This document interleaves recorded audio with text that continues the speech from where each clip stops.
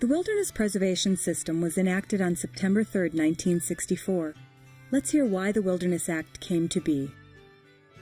I have to say that I am very proud of our wilderness tradition in this country, because wilderness originated as an American ideal.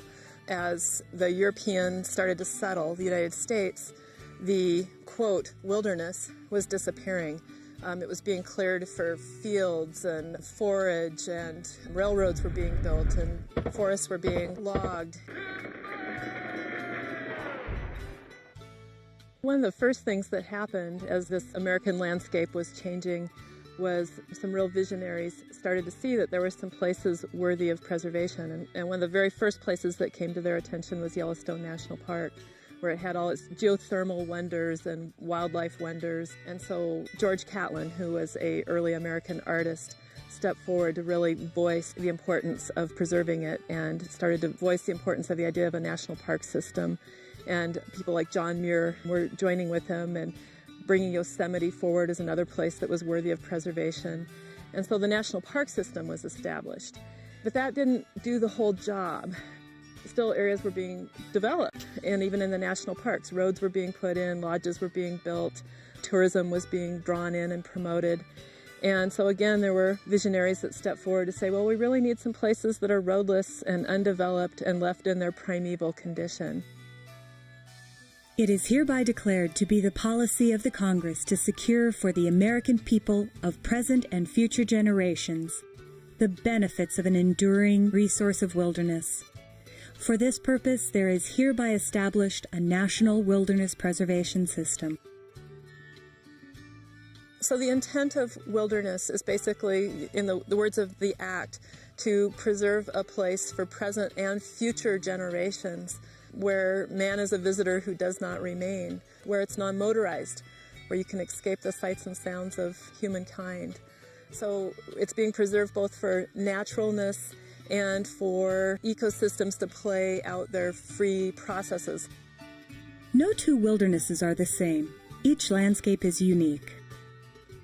The landscape of wilderness in the United States is incredibly diverse, and that was by design. Our ranger district has an amazing climatic gradient over 50 miles. We start up on the Cascade Crest, where we have over 100 inches of annual precipitation, and it's a very lush subalpine environment.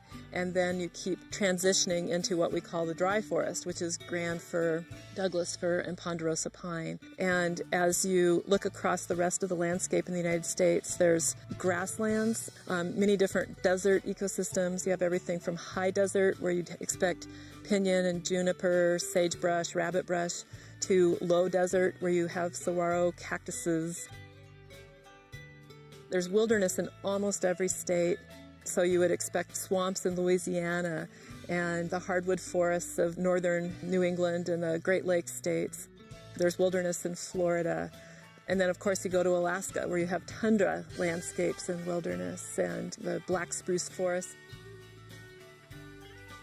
There's 4 federal land managing agencies, and all 4 of those agencies have wilderness. So there's the United States Forest Service, and that was the original agency. And quickly joining the Forest Service is the National Park Service. Then we also have the Bureau of Land Management and the U.S. Fish and Wildlife Service. So each agency, as it struggles to conceptualize how to manage wilderness, has a little bit different spin on it, because we all have a slightly different mission, and that affects how we manage wilderness.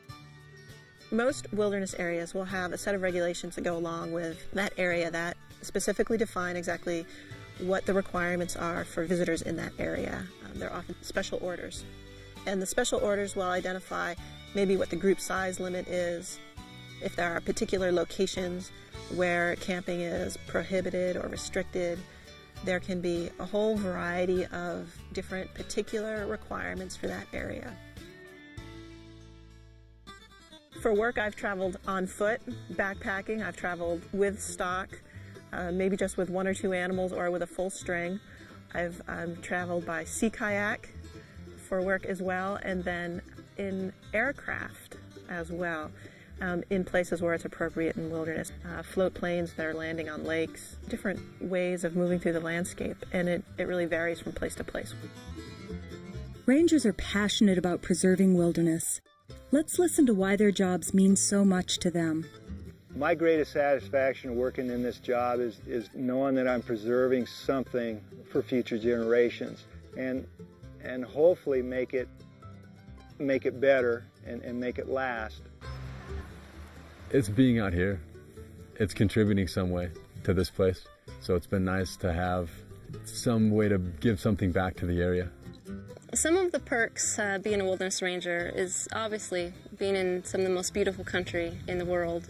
I enjoy these high alpine lakes and mountains, and then obviously this time of year in the fall, the berries come up and we get to enjoy that. And I just enjoy being by myself a lot too. It gives me time to think about things, and every trip that I come out, I feel a little bit fresher about life.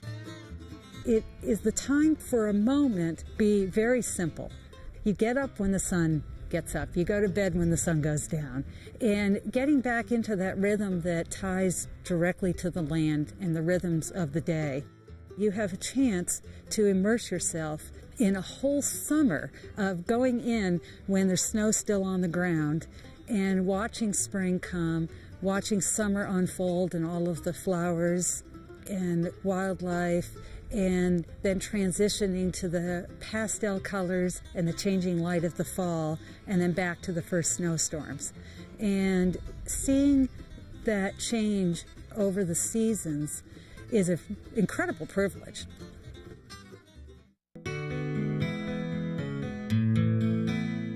Like forest rangers of the past, a wilderness ranger of today is a jack of all trades. Let's learn about the wide assortment of skills you'll need to do your job. Yeah, I always think of it as two main groups of skills. You've got the physical, carrying the backpack, cutting the log, digging the water bar, carrying the rocks, all those big physical type of skills. And then the social skills, like the helping someone who needs first aid, contacting a visitor, educating about Leave No Trace. But the perfect balance, I mean, that's what makes a good ranger, is having a strong in both of those. You have to have so many different skills, and the skills might be life or death skills.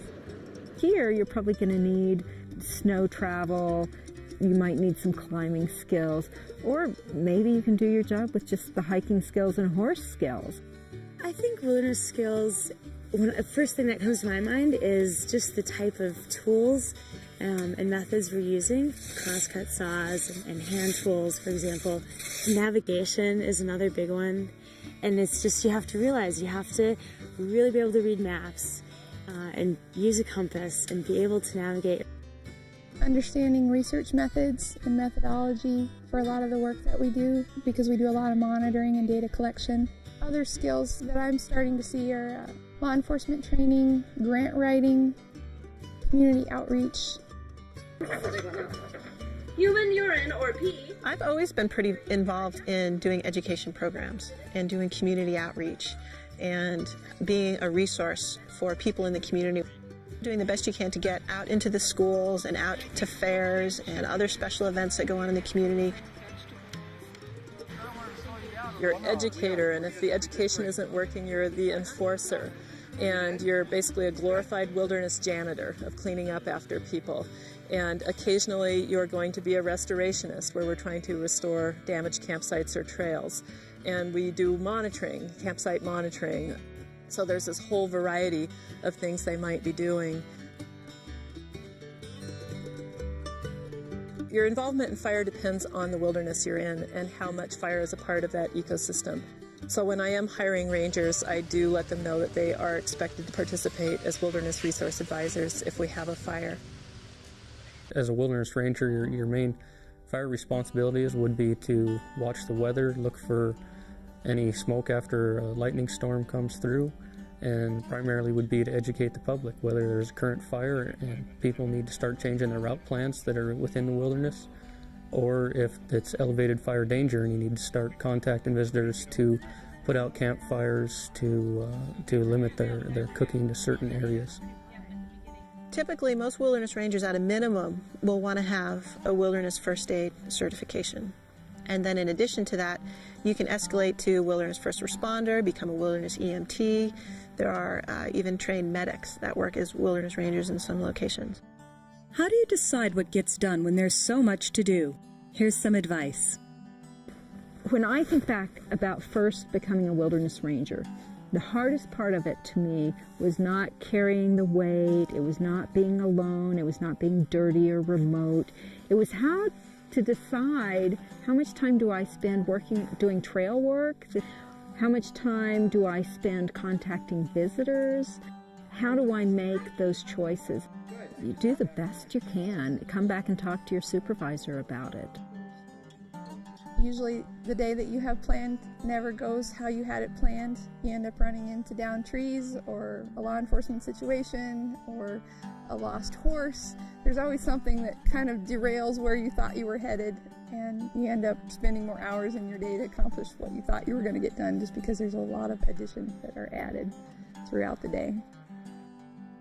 Rangers have worked with stock since the inception of the Forest Service. Some still get the chance today.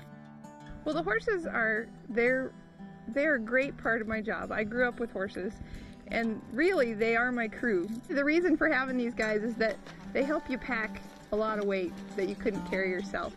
So using a minimum tool concept, we don't take them out every time we go. We only take them out when we need them. And I do find that on busier sections of trail, when I have the stock, I will walk in front of them a lot so that I can have a one-to-one contact with people on the ground so that you're not talking down to your visitors as you pass. If I'm walking up the trail with a backpack and I see a stock train coming my way, I would step to the downhill side, get off the trail far enough where you're not going to pose a threat to the horse, where it's not going to see you as an odd animal with a big back, and it's not going to get spooked. And move slowly, don't be loud. The llamas are great because they can go anywhere. They can go on narrow gauge trails, they can go over rocky slopes, they can go off trail, and they just don't create the same impact. They don't have the same weight, they don't have the same food requirements as the regular stock. And I do a lot of education when I'm on the trail, both to people on foot and stock users or pack strings about the llamas. Probably one of the biggest challenges that we have is safely using stock properly and being able to take care of them. You can get hurt awful easily. You can cause a lot of damage very quickly.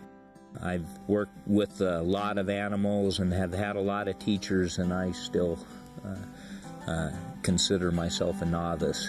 And so that's probably one of the bigger challenges is working with the animals, but it's pretty fun too. As a wilderness ranger, a key part of your job will be to meet visitors. Well, we get all kinds of people, and it depends on what areas we're hiking in. We get a lot of day use on some of our trails that have a destination, say within 6 miles. Then we get backpacking use, the typical backpackers of varying skill levels. We have several off-trail routes, a lot of climbing in our wilderness, both rock and alpine. We do get stock use. We get a hunting crowd during hunting season. We have a lot of alpine lakes in certain areas. It's amazing where those folks will go for the opportunity to catch some trout. Rafting and kayaking, river sports in general, technology is just changing, and a lot more people are out on the water. There's a lot more opportunities for ordinary people to get out and float the river, like we see all these families with kids out here.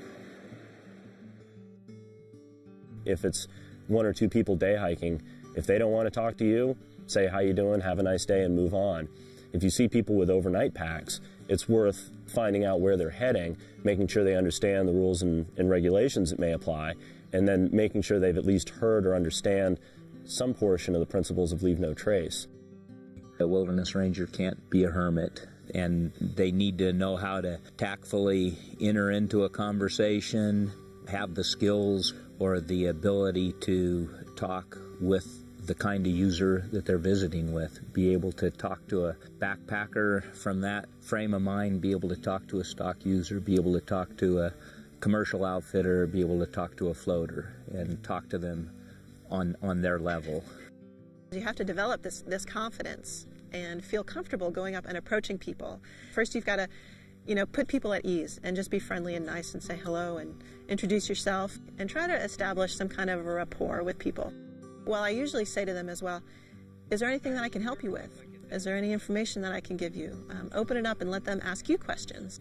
You are the expert, so don't disappoint them. And if you don't know something, for gosh sake, don't try and BS your way out of it.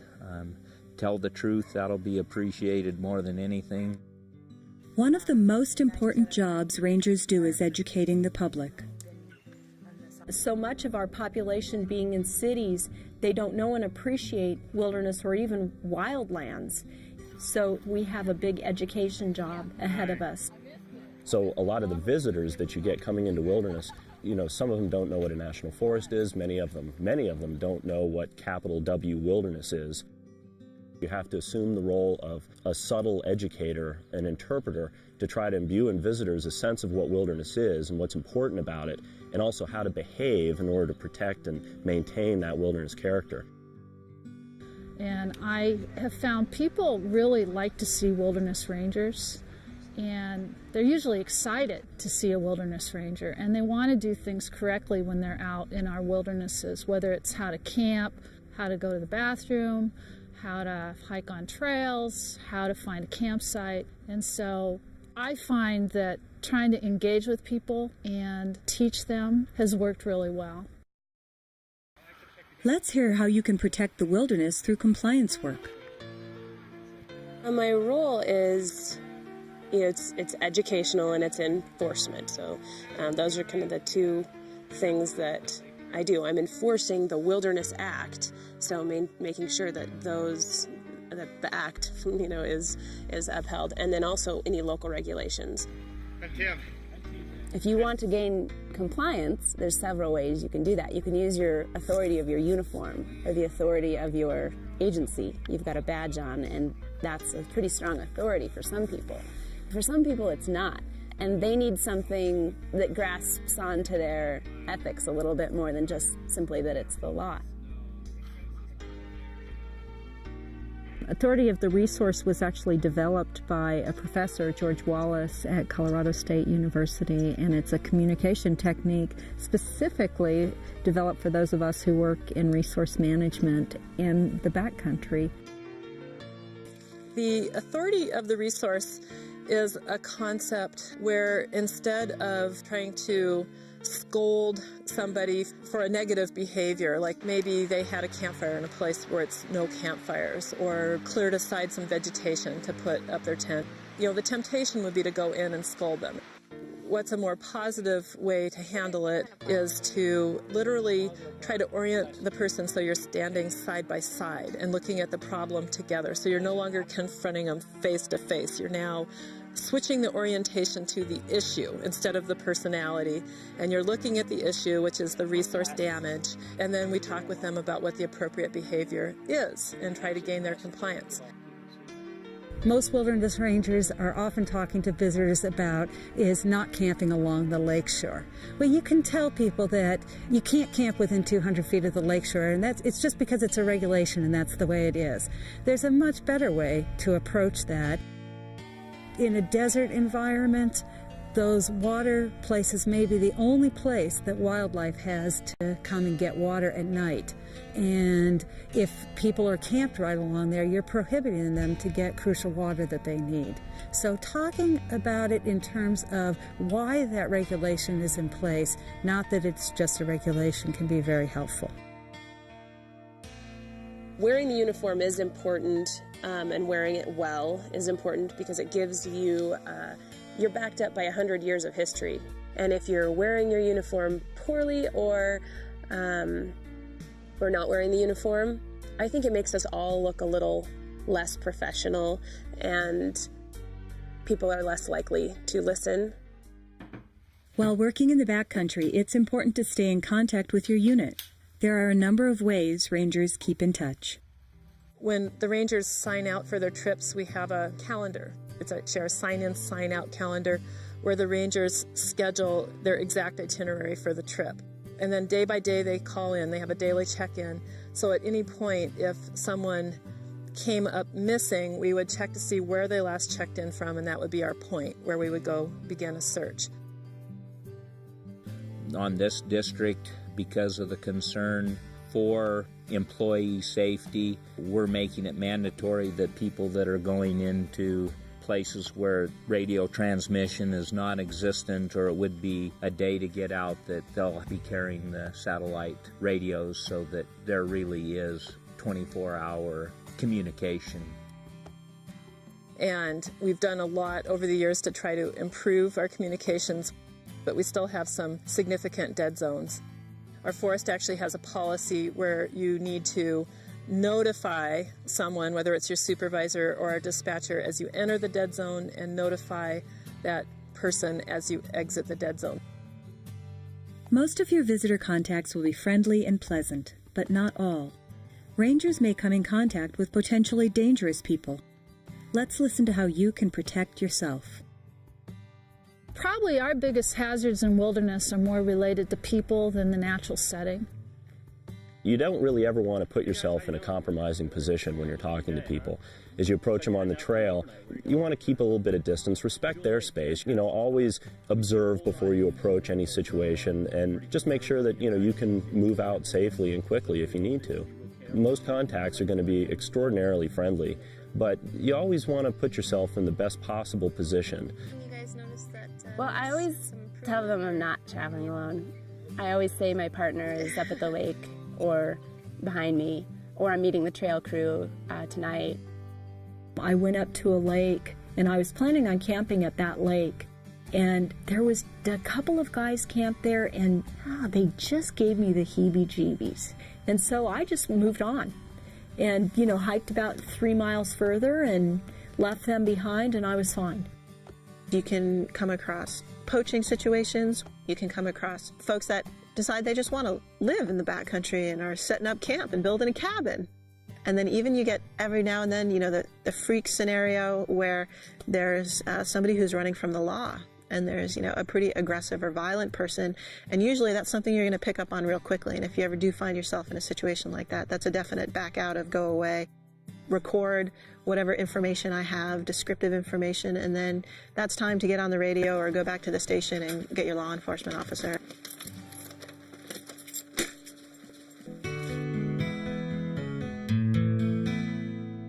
As a ranger, part of your job will be to keep the wilderness wild through maintenance and rehabilitation work. Yeah, trail maintenance is a huge part of our job, and we begin by clearing all the trails. It's the first task of the season, is clearing trails, using crosscuts, bow saws, and chopping, basically. And then we're looking at brushing back the trails. But usually then there's a trail crew that will camp out and work on the larger projects. Just being the first one up the trail at the beginning of the season and cleaning every single water dip up that trail. And when you come back down, you walk past and you just see all of your fine work, because every one of those water bars or water dips is clean and ready for the first gully washer of the season. So every time we come to a sign that's on a live tree, we are loosening the bolts so that the tree can grow and not envelop the sign. We're trying not to hurt the trees. We want them to be able to grow. It's funny when people talk to us, they always say, you have the best job. And it is a great job, but I don't think they understand that a lot of it is cleaning up messes that people make in the backcountry. We spend a lot of time dismantling fire rings. When we take them apart and we take the rocks apart and we get rid of all the charcoal and the burnt pieces, and then we rehab the site and try and make it look like nobody was ever there. Sometimes you get so weighted down with trash. And we were in here cleaning, and the guy's like, oh, you're the cleanup crew, huh? People think that people come in and clean up after them. It's frustrating. definitely, as wilderness rangers, part of the job is to be cleaning up after those folks when they're not properly disposing of their waste. It's a lot of toilet paper. Yeah, being real careful with that, picking it up and putting it in your garbage bag with gloves on, and being really, really careful for your personal safety is important. Unfortunately, find a lot of that. And so it's basically little pieces of trash. So it's the corners of wrappers. It would be like the little twisty ties that come on bread bags would be a classic piece of micro trash. These guys are pulling noxious weeds, and this has been one of our main priorities this summer. And we're basically trying to keep these weeds from getting into the wilderness. I have the awesome responsibility of protecting this wild and scenic river corridor. And when I started pulling weeds, it's like pulling 80 miles of weeds, on both sides of the river. And just realizing how awesome that is. So when you're out there, just remember where you are. Take a moment to look around, and if you're frustrated with somebody or frustrated at cleaning up yet another campsite that you were just at a week ago, it's important, I think, just to sort of calm down, take a breath, smell the air, feel the breeze, and really enjoy where you are, and remember how wonderful a job it really is. In some areas, you will even be working to improve the condition of the wilderness. The wilderness management model is basically a triangle where you're looking at pristine conditions being way up on the apex of the triangle, and down at the base you have a wilderness that has some roads or some buildings, some development, some ongoing uses that aren't really wilderness appropriate. And somewhere in the middle on that triangle is a line that is the definition of congressionally designated wilderness. Our job as managers is to manage the condition of wilderness to meet the intent of the Wilderness Act, and if we can, to gently nudge it further up the triangle so that the conditions continue to improve in an appropriate way. And that's where we are now trying more actively to go in and stabilize impacts and reduce impacts. Like with campsites, we're trying to figure out how can we still allow for use but shrink the parts of the sites where we don't really need the impacts. On many units, volunteers play an important role in the wilderness. Volunteers are critical, actually, dealing with wilderness work. You don't have time to actually do a lot of physical restoration type work unless you have a volunteer crew. So with a volunteer crew, we're able to go out for about a week at a time and really hammer away at the sites and places that need restoration or cleanup or maintenance. We can really do a really good job. And also, as far as leading a crew of volunteers, it's a lot about teamwork. They want to do something important and really do something for the better good of the wilderness. That's what they came here for. They really, really enjoy that experience. As a ranger, you'll play an important role in monitoring the wilderness. One of the really key responsibilities of the wilderness rangers is they're the eyes and ears on the ground for keeping an eye and assessing changes to the resource. Our main focus is to inventory human impact, basically, which would be campsite inventories, taking pictures of the campsites, GPSing them, really recording them as best we can, and then that information will be stored and compared 5 or 10 years down the line. A lot of times I have my wilderness rangers will do an element of trail work, so they'll also do trail inventories. And we'll GPS those trails, but we'll also do handwritten notes on specific sections of trail that may need work. But then there's also some wilderness areas that have more extensive inventory programs. There are places where they are monitoring wildlife. They can be monitoring weeds, monitoring air quality, water quality, lots of other aspects of the whole bigger inventory and monitoring program. I carry a little notebook, and also I mark down my visitor contacts. We take information such as how many people were in their party, were they on horses, were they hiking for the day, do they have a dog, comments about signs that are loose or stock ties that need work, or campsites that need to be closed, visitor comments that somebody may complain or compliment us or the backcountry. I try to write those down. So they're carrying a fair amount of paperwork out there. And then the key is coming back in the office and making sure that gets inputted in all the right places.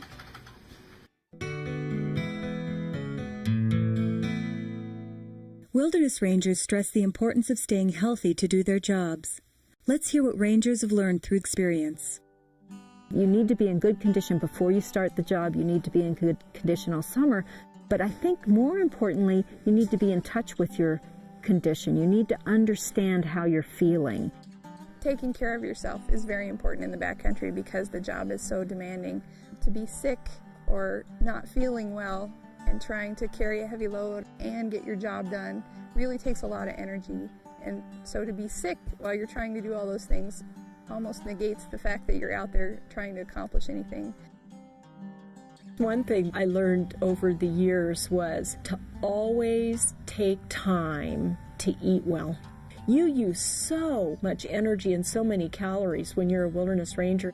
I ate well. Fresh veggies, a lot of fruit, and tortellini with Alfredo sauce. Be very conscious about how much water you're drinking. Tons and tons and tons. I'll get a headache, so easily, and it's just because of water and sun exposure and sweating a lot. I never, ever drink the water straight. It's just not worth the consequences. Had you already been there? Don't want it again? It's just worth the time. Just treat it however you want to treat it. Filter, iodine, the potable aqua, whatever is your thing. It's worth the time. Unless it's the most severe, extreme weather conditions, we're out there in hot and cold and rain or sun and snow. And just if it's raining, we don't generally pack up and say, well, let's go back because the weather's lousy and I've had enough. And that's part of the challenge of doing the wilderness ranger work too, is that you stick it out pretty much in all weather conditions. Being prepared for really the change of weather in the seasons is pretty big. Having your warm clothes, having layers with you. Hypothermia is a big one. And usually you start to kind of feel immune to it. And there's usually one good fall event that makes you wake up and take notice of what you have in your pack. Really, your pack should only weigh at most a third of your body weight. More like a quarter is usually more appropriate. And that's really hard to do when you're a wilderness ranger. It is a skill, trimming things down to what you need and what you're really going to use and what tools can work for multiple purposes for you so that you can cut that down as much as possible because it does wear on your body. I've gone to a very lightweight sleeping bag, which has taken a lot of weight off. I have a small pocket rocket stove. I carry 2 pairs of socks, and then I have my gaiters to keep that pair of socks clean. And that actually works really well, and to keep rocks and sand out of my boots so I'm not getting blisters. Yeah, blisters are tough. That's probably the most frequently reoccurring problem. And it is remarkable how painful a blister can be. The foot maintenance is incredible. You've got to take care of your feet because if your feet break down, then you can't do your job. Stretching in the morning and stretching at night. It's just a lot of physical lifting with your backpack and digging with tools and just hiking with a 50-pound or a 60-pound pack for all day. Takes quite a bit out of you, so make sure that your muscles are stretched out. While in the backcountry, even a minor injury can become serious when help is a long ways away. Let's hear some common sense practices you can use to keep safe and sound. Self-reliance. You have to come out here and you're on your own. Because there's consequences to every action you're going to take. Just have it in the back of your head that you need to do things smart back here. It's not a place where you can take unnecessary risks. I always think when I'm doing things out there, I stop and think, am I going to get hurt doing this? And if I do, what's that going to mean? So there's definitely times that I choose not to do something. River crossings are actually probably one of our more dangerous situations. And there are times when you just need to be able to say, not today. Or I got myself over here this morning, but I'm not going back tonight. I'm going to wait for tomorrow morning until water drops a little bit. The times when I almost got into trouble were times when I was thinking about something else. Probably watching the the otter across the river instead of paying attention to how slippery the rock was. And those things happen so fast. It was one of those classic summer thunderstorms where they just roll in one after another, one bigger than the next. So there was lightning popping all around, and it was very loud. And I had no business being on a pass. And it is not worth it. When you're in that kind of situation, come out. You can turn around and go in a different drainage. But all it takes is one accident, and you're in there by yourself, and it's just not worth it. As a ranger, you'll have to deal with emergencies. You come across a visitor has either been injured or they have a medical situation going on where they need assistance, and that's where your role as a public servant really comes into play firsthand, because you're there to provide assistance and do whatever you can to help those people or facilitate them getting the help that they need. The best you can do is stabilize somebody and call for some help. The dispatch person is your first line of contact, and they've got a whole list, so it's kind of like calling 911 from the district perspective. They have a whole list of who to call next and how to start that chain of events happening for you. This year we've probably been involved with about 4 different search and rescues. It's not uncommon that we're actually somewhere near the injured party and can move in that direction, either to help with first aid, to help figure out where a helicopter is going to land, or just to stabilize the whole situation. In this program, you heard about topics such as how our Wilderness Act came to be, the diverse skills you'll need to do your job, the importance of educating wilderness visitors, your role in maintaining and improving the wilderness character, and how you can stay healthy and safe in the backcountry. I get a lot of comments on, oh, here comes the woman with the best job in America. And I've had that more than once. And it's a great job. It's hard work and it's challenging, but it is just so rewarding.